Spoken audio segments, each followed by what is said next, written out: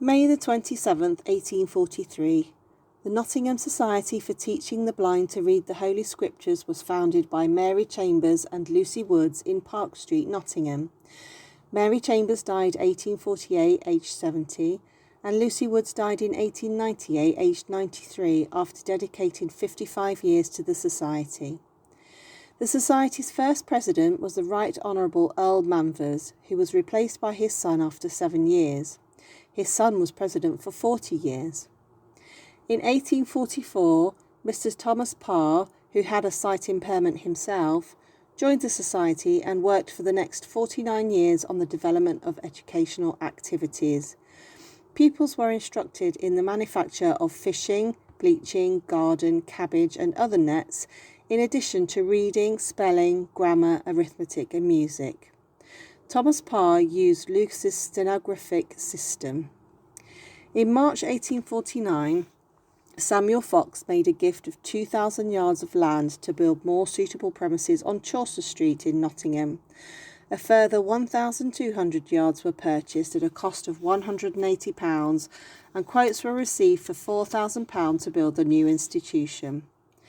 In 1852, the new institution on Chaucer Street was built and the Society became the Midland Institute for the Blind.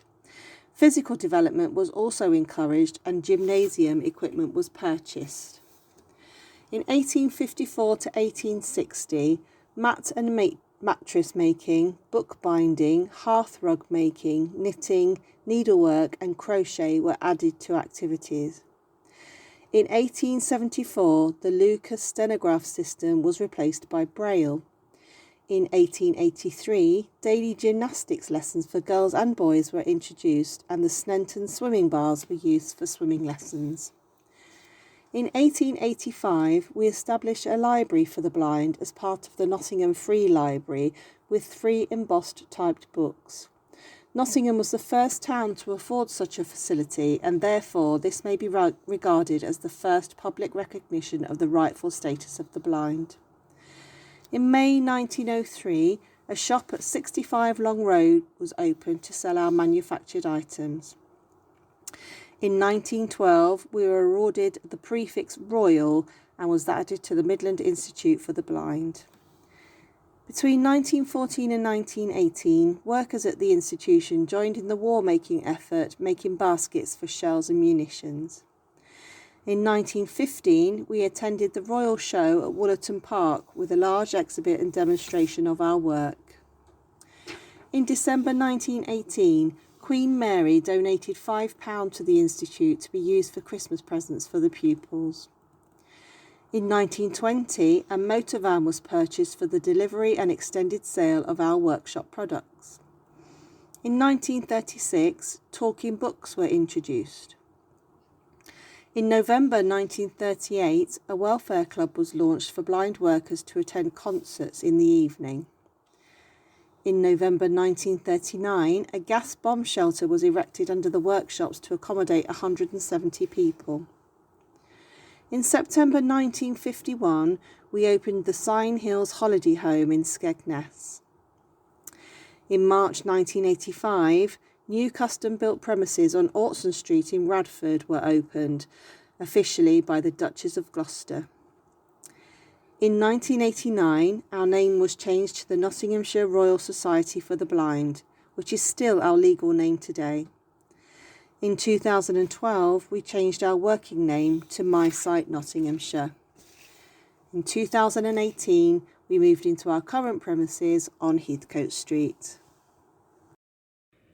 The history of the magnifying glass. The magnifying glass has been around in some primitive form for thousands of years. Ancient Egyptians were peering through shards of crystal and obsidian in order to get a clearer view of close-up objects. Around the year 50 AD in Rome, Emperor Nero was known to have used a similar tool. Nero would watch actors on stage by looking through a gemstone, allowing him to get a better view from a distance. The modern magnifying glass was invented by Roger Bacon in Oxford. Although it is believed he invented it around 1250, the first mention of its use was in 1268. The lens was adapted as primitive eyeglasses, allowing scholars to keep working when they started to lose their sight. In 1637, the first magnifying aid specifically for visual impairment was made.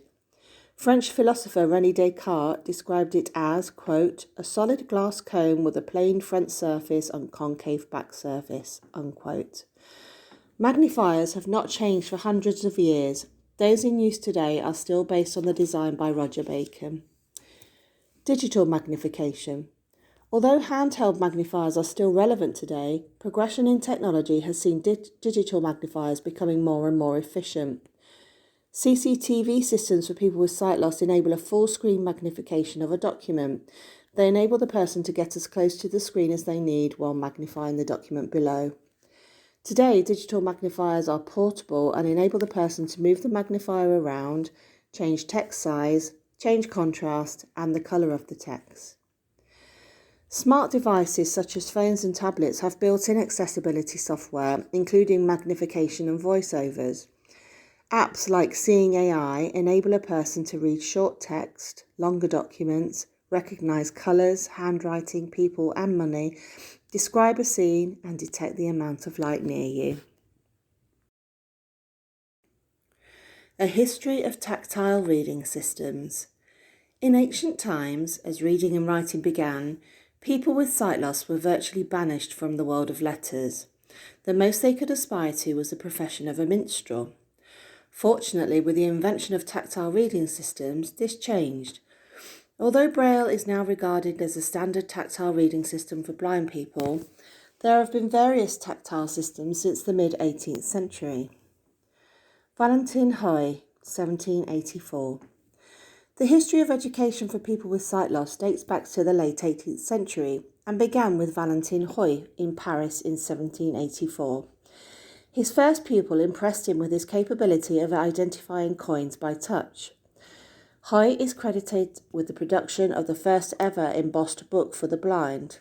The tactile writing comprised of letters written in, quote, glutinous ink over which sand was spread, unquote, to form a rough, tangible writing.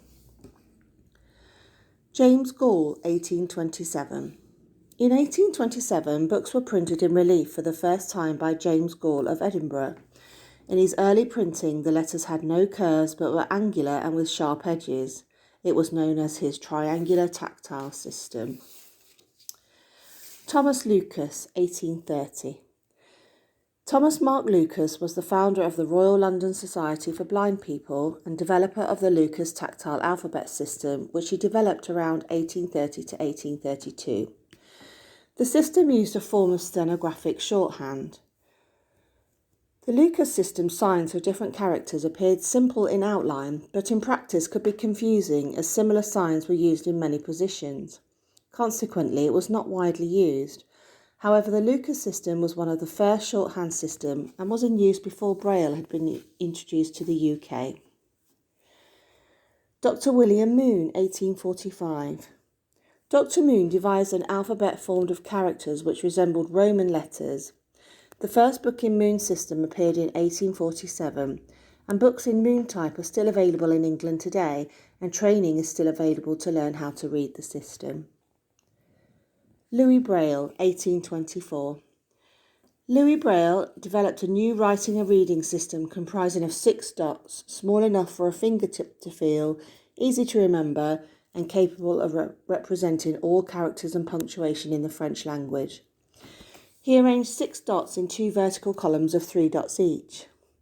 Louis also invented his own writing apparatus. A version of this can be seen on our exhibition table. The board was hinged at the top to a frame that held the paper, and this could be moved down the page as required. A stylus was provided for making the dots. Each shape had to be made in reverse and the words written from right to left along the line so they would appear in the correct reading order when the page was turned over. Decapoint, 1839. Decapoint, or orthography, was another form of tactile alphabet invented by Louis Braille as a system that could be used by both sighted people and those with sight loss. Published in 1839, letters were legible without training to sighted people, but the lines were composed of embossed dots like those used in Braille. Each letter contained 10 dots in height and different numbers of dots in width. The reason for the development of this writing was that relatives of the students could not read Braille.